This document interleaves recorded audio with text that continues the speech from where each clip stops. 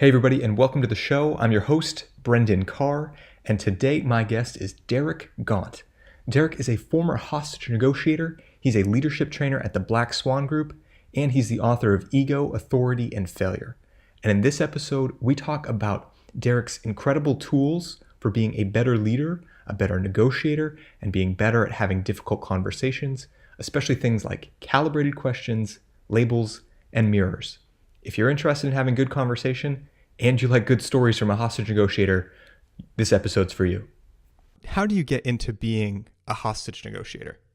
You first have to have something internal. There's a voice inside of you that says you want to do something different. Cops are A types, and hostage negotiators are A types of the A types, much in the same vein as SWAT operators are A types of the A types. We like to think of ourselves as the people that the police call when the police get in trouble. My interest in hostage negotiation began in the mid 1990s. I started my law enforcement career in '88, and I became a narcotics investigator 2 years after that. And in the time that I became a narcotics investigator, what I found was there was a drug nexus to almost every crime that was being committed in the city that I worked, Alexandria, Virginia. It was not uncommon for the people that we arrested for street level narcotics violations to have information about other crimes. And so that led me to honing my interview and interrogation skills, and teaching me how to establish rapport to get the information that I needed in order for me to move on to bigger cases, to help close some cases that may have been open.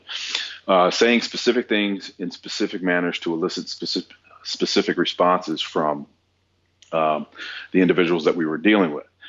And then I heard about this thing called hostage negotiation, and that took what I was doing at the investigator level to an entirely different level, insofar as using psychological principles to get people to do what you want them to do. And so when the opportunity presented itself in 1997, I competed for one of 5 spots that were available on our hostage negotiation team, and I was selected. So that's in a nutshell how I got started. Started with just a basic internal drive on my part, and then looking at the similarities between rapport-based interview and interrogation leading up to rapport-based influence that you use at the hostage negotiation level. And I heard you mention in another podcast interview that you did that there's a lot of similarities between the interrogation and negotiation skill set. What would be some of the differences that you had to overcome or learn as you moved into negotiation? The differences is with interview and interrogation, you've got an audience right in front of you. You're going face to face with an individual in a small room. With hostage negotiations, more often than not, it was on the phone. And so the challenges are I can't read body language over the phone. Right. I can't read facial expressions over the phone. So I have to be cognizant of tonality, cadence, diction, and I have to be cognizant of underlying or hidden motivations that are not readily detected as they would be if you were face to face. So those were the big differences, but that was the big difference. But the similarities were prominent. There were many of them. In both of those environments, you get more with honey than you do with vinegar. So you're getting called in then on these big negotiation cases, and a lot of what you talk about in the book is about keeping emotions in check, keeping the ego in check. And how do you do that though, when it seems in the heat of the moment there would be so much excitement? We're taught early on in negotiations training that the first thing you have to do is control yourself before you attempt to control the situation. If you can't control yourself, you're going to become part of the problem. And repeating the mantra in your mind that it's not about you. Mm. It's not where you want to go. It's not where you want to end up. It's about the other person. And so we pride ourselves on our ability to be able to subordinate ourselves to the other side, to defer to the other side in order to find out what's the true motivation behind what they just said, what's the true motivation behind the actions that they're engaged in right now. And it's just it takes practice. It takes understanding that when you're talking with someone in these situations, they're coming from an intense emotional. They're coming from an intense emotional frame of reference. Mm-hmm. And the sooner you understand that, and the sooner you know it's not about you, you recognize that it's not about you, the sooner you're going to be able to help them lower their emotions, return them to a normal functioning level, and then begin to influence them to move in the direction that you want them to go. Mm. And you talk about an intense emotional frame of reference, and now you've transitioned to another intense emotional sort of vein. You're helping people more with business negotiations. How did you move into that? The founder and the CEO of the Black Swan Group, Chris Voss, he and I became fast friends when he moved from New York to DC back in 2000. He got promoted, if you will, to the Crisis Negotiations Unit that is headquartered in Quantico, Virginia, at the FBI Academy. And he was 35 miles south of where I was working. And we were both in the negotiations field, and so our paths crossed quite frequently, and we became fast friends. Mm-hmm. And then he left the bureau in 2007, started the Black Swan Group, and he had this idea that because he had done so much work in the international kidnap arena, that the practices and principles that we espoused in kidnap and hostage negotiations could be applied to business negotiations. And it took me a while to get my head around that concept, but the more I thought about it, the more I said, yeah, he's right. And so in 2010, he brought me on board on a part-time basis, and we began to refine what we now call the Black Swan method of business negotiations. And we continue to make it better and better, and show other people, especially people in the corporate world, that what we did in hostage negotiation is applicable to their world. Because anytime anybody in the business world gets a no, gets a threat, gets a demand from their counterpart in a difficult conversation or a business negotiation, it's because of trust or fear, or a combination of the two. The same dynamics that we were dealing with as hostage negotiators and kidnap negotiators. At the end of the day, people in the business world are compliance professionals, right? They're selling a good or a service. Totally. And they're trying to get people to buy, i.e. to comply. And as I've always said, as a hostage negotiator, I was the ultimate compliance professional because I sold jail time and I got people to buy it all of the time. And you mentioned that trust and fear are a big part of moving through a negotiation situation and getting people to buy in. Now, I wonder, why is it that still there are so many leaders, or maybe there are so many glamorized images of leaders who people are afraid of, or who people might not trust, and there's an intimidation that comes from the leader? Why is that image of a leader still perpetuated?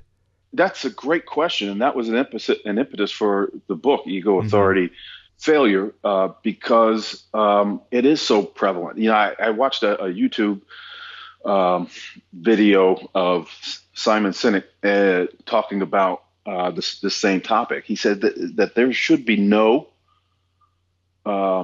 demand for his services right in 2019, and yet he's still getting paid a lot of money to come in and help corporations fix their cultures from the leadership positions on down to the frontliners. And that's because we haven't made it a standard in our organizations. And with ego and authority, both of those I view as emotions that cloud the judgment of a leader. And both of them point the spotlight back at them. That's where you get that my way or the highway type of mentality. And it supports the notion that people they're not leaving jobs, they're leaving bosses. Right. So the big question is, to answer your question, why is it still a problem? And that's because we haven't as a whole recognized it as a problem. Those who have recognized it as a problem think it's the cost of doing business. That's what you get when you get a leader. But the sooner we change the mindset and have people in leadership positions begin to treat their employees with the same level of deference that we treated hostage negotiators, the better the relationship is going to be, the more productivity they're going to see, and you will create a culture where you have high-performing individuals because they have a great working relationship with those in authority over them. And in your work, how do you see people making this transition? Is it tough for them? Do you have a story maybe of someone who's worked through this kind of transition from being that really overwhelming boss, kind of overbearing, to being someone who can exercise these skills that you talk about? Yeah. So there was a client that I worked with not too long ago who had just gotten promoted to a position, and now he's working in a leadership position over guys that he was shoulder to shoulder with, a month before. And so the relationship has changed quite a bit. And he started to get pushback from those guys that he used to work shoulder to shoulder with on every single idea, suggestion, or opinion that he raised. And he was struggling with it. And he spoke about a heated discussion that he had with one of his now subordinates.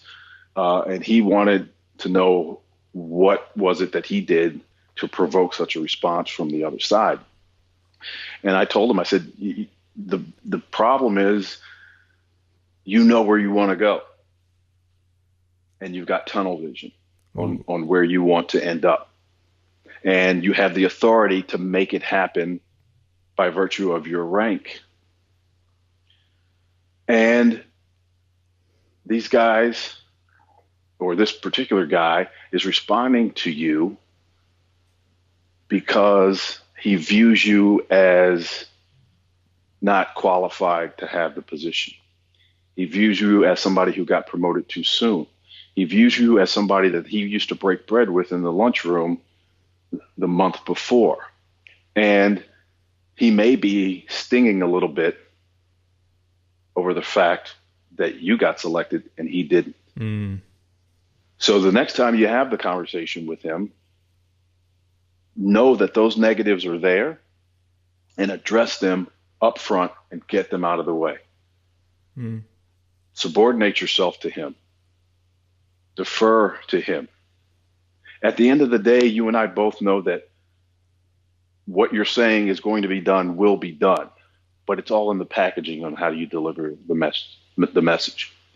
Take the focus off of you and put it on him.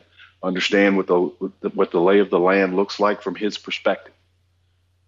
Deal with those negatives up front, get them out of the way, because as long as those negatives are in there, that his amygdala is fired up, and any word that comes out of your mouth is being blocked by the negative emotions attached to those 4 points that I made. He executes the conversation in the manner that I recommended, and he calls me back a few days later, and he says, unbelievable. Unbelievable. I learned more about what's going on in this guy's not only professional life, but there were things that were going on in his personal life that were making his life at work difficult. Mm. and he was taking it out on the new boss. And once I allowed him to dump his bucket, so to speak, about all of those things, and I sat back and I really listened to everything that was impacting him, when I finally got to explaining why we were making the changes we were making and why we were asking him to take on this different assignment, it was like night and day. And it happened because people want to be understood more than anything else. And once you demonstrate that understanding with tactical empathy, all kinds of doors open up for you. Yeah. And Derek, you have a story. That was an individual example, but you have used this on a group scale. You mentioned in the book a story where you go to a group of SWAT operators and you have an organization that doesn't have a budget yet, but you know that the SWAT group does. How did you bring this into them? And you mentioned showing up and they see you as sort of the outside guy. And I can just think, I was active duty military and I was aviation. And if we went into, say, a group with a bunch of guys who were submariners or something like that, they see us as, oh, it's the fly boys, and things like that. So I could totally relate. Yeah, you guys don't get your uniforms too dirty up there, 30,000 feet. Right. And we're down here on the ground and we got boots in the sand and the prima donna fly boys. Right. So I could totally relate. So how did you work that into showing up into that group? How did you bring these skills? These skills are applicable to any time you're going to have a difficult conversation. Mm-hmm. What's a difficult conversation? The difficult conversation is the conversation where you're probably going to be driving for a yes, but you're at the very least you're going to be sharing information with someone who may not want to hear it. Mm-hmm. And I knew going in that these SWAT guys were not going to want to hear what I wanted to talk to them about, which, as you mentioned, was putting my hand into their kitty and taking some of the money out of it in order to get some training done for the negotiators. And so the relationship between hostage negotiators and SWAT operators historically has been a tenuous one. It hasn't been great. It's gotten better because of education and attrition, but when, as I mentioned in the book, if you ask a negotiator what their impression of a SWAT operator is, and you'll hear things like, tobacco dipping, Velcro wearing door kickers who just want to shoot people and break things. And if you ask a SWAT operator their impression of a negotiator, you hear names like Mouth Marine, Kumbaya crowd, tree huggers, just want everybody to get along. And so I know that there will be a percentage of the people in the room who have that view of negotiators, right? Mm-hmm. And I also know that I'm going in to ask for money that I had no hand in raising. Those two factors alone indicates to me that there are going to be negatives that the people that are going to receive my message are going to be dealing with as they hear it. And mm-hmm. So I want to attack those negatives right away. So I made a list of accusations audits before I went into the room about all the negative opinions, impressions, and assumptions that the SWAT operators may have about me. This is a money grab on my part. The audacity that I must have walking to this room asking for money that I had no hand in raising. We do training that's tangible, explosive training, breaching training, sniper training. You guys talk. So I knew there were going to be negatives going in. And so on the appointed day and time, I show up. And I showed up because the chairman of this particular subcommittee said, I think it's a good idea, but I can't make the decision on my own. It's got to be put to a vote. So I want you to come and speak to the guys. So I go in, and as soon as I hit the door, it was like in the book, I equated it to Eddie Murphy in 48 Hours when he walks into the country bar. All the talking stopped. The eyes turned towards the door, and then immediately guys start whispering to each other, smirking. Arms started being folded across the chest. They're already in defense mode before I have even said a word. Just my mere presence have made some of these guys defensive. And so when my turn came, I stood up and I launched into the negatives. I dealt with all of the negative assumptions and opinions I knew that they probably were thinking about me, and I threw them out front. I wasn't looking for confirmation, and I wasn't looking for them to refute anything that I was saying. I was just laying out empathetic stepping stones as I marched towards my goal. And I quickly established rapport with the room, and with the accusations audits. When you attack the negatives right off the bat, it's the fastest way to demonstrate to the other side that it's not about me and where I want to end up. And so I lay out those empathetic stepping stones. I know where I want to end up. And then I finally get to the portion of the conversation where I make my ask. And that's where most people make their mistake in difficult conversations or negotiations. They get the sequencing wrong. They usually walk in with all of the data and information that supports their position. Yeah. And they throw it on the table and they say, here's why you should make this decision. And what happens? They get pushed back because they got the sequencing backwards. To put it in another to put it another way, my goal and objective as a hostage negotiator was to do what? I would say to get everybody home safe. Boom. That's it. Yeah. So if that's my goal and objective, how many times do you think that I picked up the phone and I called inside of the crisis site and I say, hey, Brendan, it's Derek from the police department. Listen, my goal and objective is to make sure everybody goes home safe. So why don't you put the gun down and release the hostages and come on out? At which point I'd say, yeah, right. Yeah, exactly. So you don't think I would ever lead with that, right? Is that what you're saying? I would, okay. Yeah. But why? After all, that's my goal and objective. Why don't I lead with that? Well, at that point, I would say the person you're talking to has other goals and objectives. They probably want to get home safe and preferably not in custody. Exactly. I haven't taken the time to understand not only what it is they want, but why they want it. I haven't built up any trust. I haven't built up any rapport. And because of that, I have no trust-based influence because the sequencing is wrong. The sequencing is tactical empathy first, goals and objective last. So that's the way I approached this room. And as I'm marching towards my goal and objective, I make my ask. And then one of the guys says, I got to tell you, I don't think it's a good idea because it's going to set a dangerous precedent. Not a dangerous precedent. He said it's going to set a precedent that we don't want to establish. Because if we give you money, then we're going to have to give the K9 group money, and then we're going to have to give this other group money. Yeah. And pretty soon we're not going to have any money.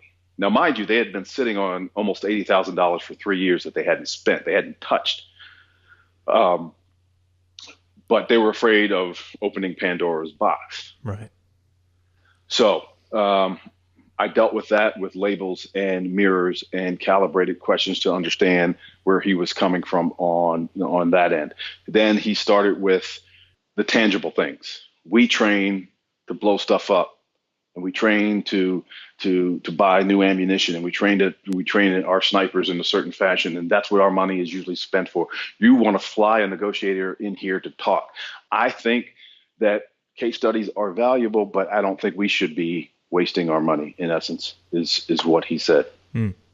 And so calibrated questions, labels, and mirrors got me to flesh out the fact that it wasn't really the type of training that he had a problem with. He had a problem with the fact that the negotiation subcommittee did nothing to help them raise the money that they had in the kitty. Mm. And so once I demonstrated an understanding of that, I concluded my presentation and I thanked them. And I walked out of the room. Mm-hmm. And then a couple days later, the chairman said, we put it to a vote and it was unanimous. You're going to get your money. Now, I could have gone in threatening.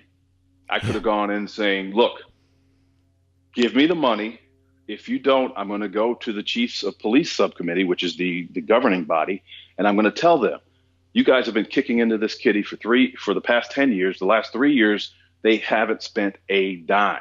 Mm. And if I were to go to the chiefs of police and tell them that, they would say, you know what? Since you're not spending the money, we're going to take and give them half of what's in your pot right now, which is quite a bit more than what I was asking for.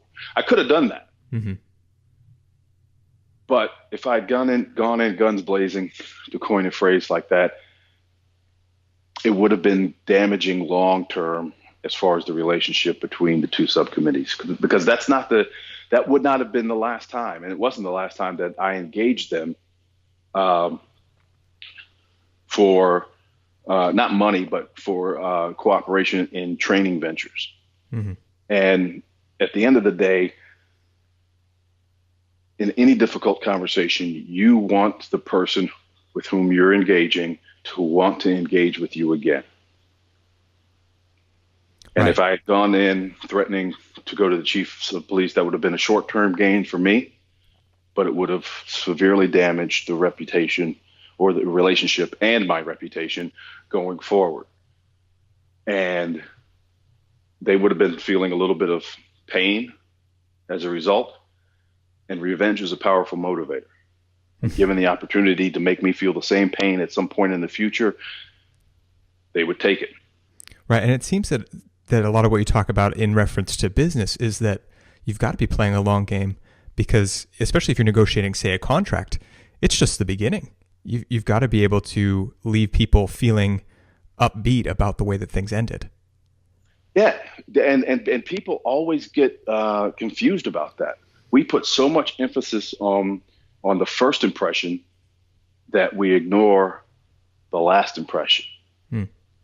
And the last impression is the lasting impression in any difficult conversation. And that's all that a negotiation is, by the way.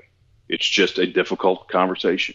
In any difficult conversation, whether you're talking to a subordinate or whether you're talking to a counterpart, over a contract or in a contract negotiation, it's just a difficult conversation, and in either one of those cases, people remember the most intense moment, and they remember how they felt at the conclusion. Mm-hmm. And if you make them feel heard and respected at the conclusion, they may not like what they ultimately agreed to, but they will like the way you made them feel after the fact. And so some of your specific tools for this, you mentioned in the SWOT example, you talked about labels, mirrors, and calibrated questions. What do those tools mean to you? They mean the world to me. They are my bread and butter. Mm-hmm. Labels are simply verbal observations of a dynamic, an emotion, or a circumstance, where we say it looks like, it seems like, it sounds like, or you look, you seem, you sound. It's not a judgment. It's just what we're picking up from the counterpart in the conversation. Mm-hmm. Attaching a tentative label to what we're hearing, seeing, or otherwise discerning from the dialogue. Mirrors just repeating back. These are just statements, just repeating back the last 1 to 3 words, inflecting upward or downward, depending on where you want the conversation to go. For example, the guy says, she doesn't listen to me anymore and it makes me angry. Mm. I would mirror that by saying, makes you angry? Inflecting upward, making it an inquiry. Or I could reflect downward, makes you angry. Indicating that I understand. A declarative statement, meaning that I get where you're coming from. It's so subtle, and yet it's so apparent at the same time. As soon as I heard you say those statements, it's so distinct, that inflection at the end. Yeah, and it prompts you to, if you're hearing it, it prompts you to, when you hear the upward inflection, to go on, because that's what the inflection says to him subconsciously. Mm-hmm. Give me more. The downward inflection will provide an opportunity for him to keep going, because subconsciously he's thinking to himself, he gets it, he understands. And people want other people to understand them. Mm-hmm. The more you do, I talked about empathetic stepping stones. The more you do at the beginning of the conversation, laying out those empathetic stepping stones, the more likely they are to reciprocate when it's your time to ask for what you're going to ask for. Mm-hmm. And then calibrated questions are just your what and how questions. We have a skill set of 9 skills, but I'm confident that I could carry on the conversation just using labels, mirrors, and calibrated questions. Yeah. And why do you use what and how questions? What makes that a calibrated question? Calibrated questions they're a derivation of open-ended questions. We throw out where, we throw out when, we throw out who, because they can be answered too succinctly. Hmm. What and how encourages the other side to provide us with a robust response. We are giving the illusion that they can answer any way they see fit, but we're still framing the scope of the conversation based on the question that we ask. We stay away from why, simply because why universally makes people defensive. Every language on the planet has a version of why, and in every corner of the world, that why makes people defensive, because it implies that there's a right answer and I don't have it.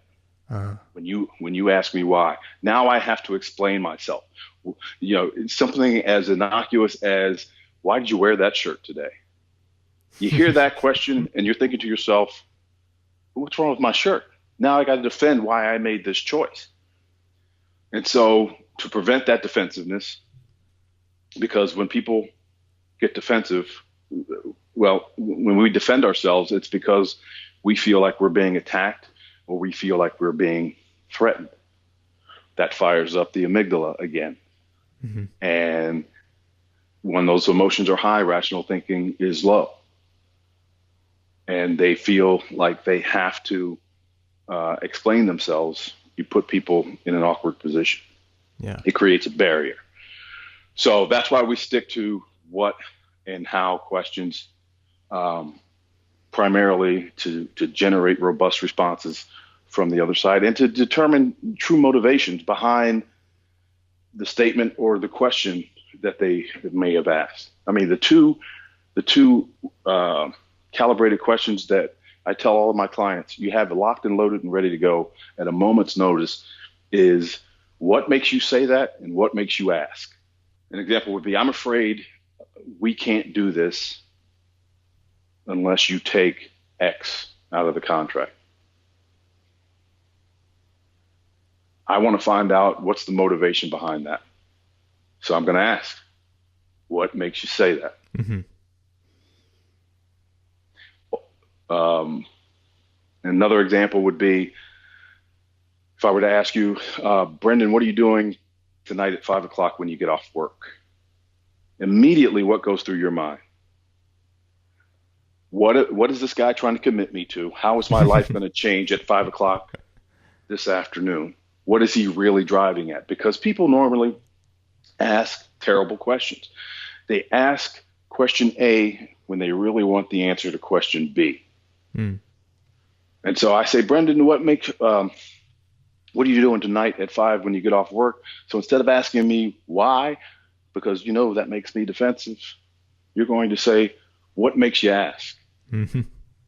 And then I tell you, well, my car's in the shop and my wife is working late. I don't feel like taking an Uber. I know you drive right past the mechanic shop on your way home. I was wondering if you would give me a ride. That's the real question I wanted to ask, but I didn't, because people aren't asking direct questions like that. Yeah, this happens all the time. These exchanges, these questions and asking the right questions are something that I think we all know are important, but it's great that you have specific skills, the labels, the mirrors, and the calibrated questions. I wonder, what role do you think personality plays in this? Because I've also heard philosophies where you want to understand, okay, this person is a such and such personality and they want to really drive the conversation and you need to work with them, or this person just wants to get along. Do you see a role for that? Yeah, so we break them up into 3 conflict types at the Black Swan Group: assertives, accommodators, and analysts. And we do an exercise in our corporate training, and we have found that regardless of race, creed, color, ethnicity, people usually break it neatly into thirds. The world breaks neatly into thirds. Mm-hmm. So a third of us are analysts, a third of us are accommodators, a third of us are assertive. So the first thing that I tell business people, leaders and otherwise, is that when you sit down to have a difficult conversation with someone, there's a 66% chance that their conflict type is different from yours. Mm. And so you have to adjust who you are in order to round yourself out and to be better. The assertive is dominant. They're goal-oriented. They're straightforward. They speak in an aggressive style. They're not aggressive, but they speak in an aggressive style, which puts a lot of people off. They speak in an aggressive, straightforward style because they believe there's less chance for miscommunication. And they want to be heard. They want to be respected. The analyst is more driven by data and information. Mm-hmm. That makes them happy. Confirming the data that they already have and getting more from you. And they don't run from conflict, but they think it's a waste of time and they'd rather not do it. Mm. And then your accommodator is all about relationships. An accommodator, the deal can get blown up as far as they're concerned. As long as you and I are still friends, they're okay with it. Mm. So understanding who you are, understand the type of the other side is very important, because, calibrated questions for the assertive. Why do you want to ask a bunch of what and how questions for the assertive? Because they love to talk. They love to talk. The other technique that is very good with them is silence, shutting your mouth, because they're going to fill that void. With the analysts, calibrated questions also work well with them because they like comparison analysis. They like explaining the rationale of how they got to where they are, because they are typically smarter. They're typically the smartest person in the room.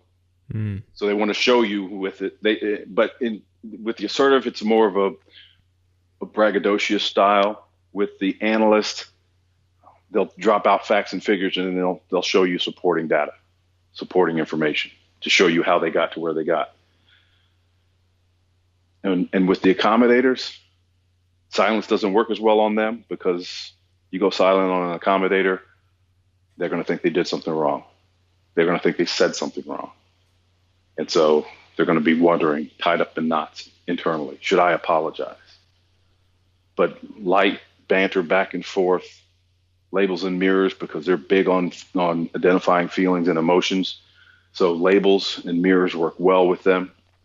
So each one of the different conflict management types has specific skills that work well with them, as opposed to how they work with the other two, if that makes sense.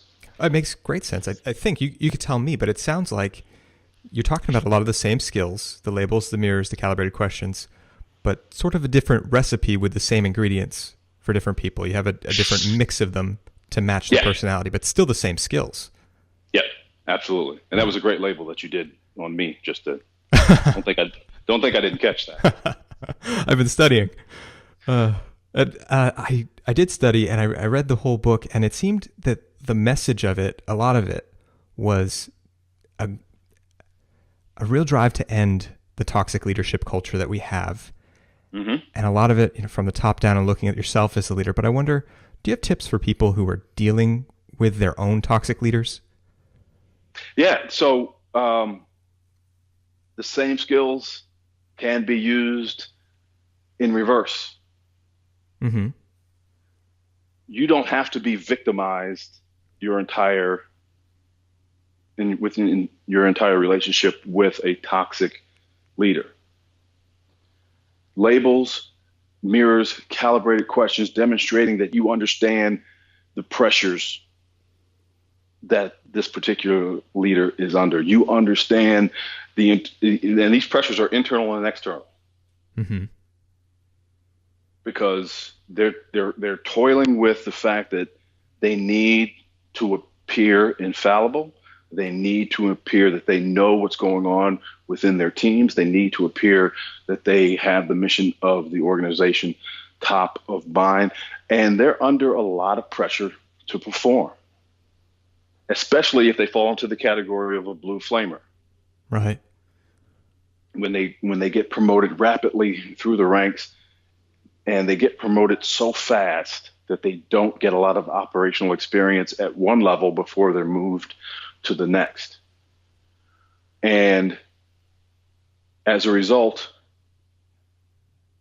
they know that they don't have all the qualifications necessary to be highly successful at the next level. Their subordinates know that they don't have all of the skills necessary to be highly successful at the next level. And what it produces is a heavy-handed management style. They micromanage, they helicopter over their people, they change ideas that their people have put forth and make it their own. So suffering under that type of supervision, under that type of leadership, understand the pressures that they're going through. And if they were, to example, tell you something that didn't make sense, simply label it. Here's an example.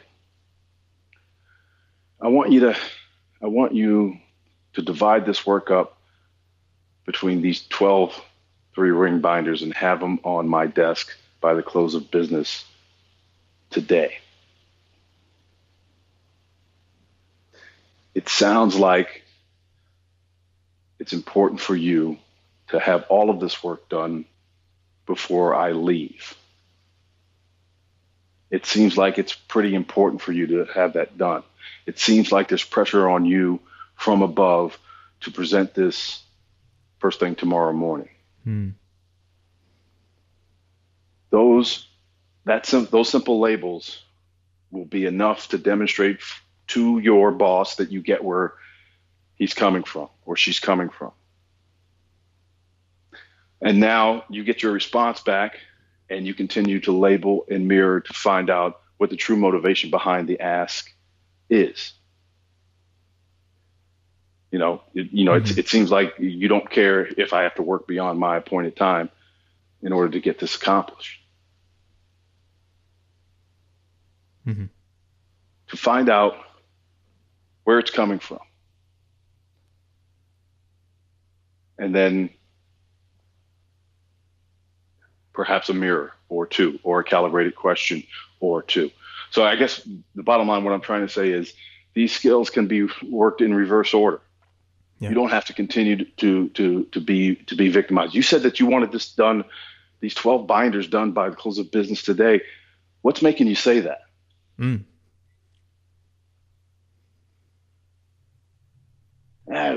it because I said so.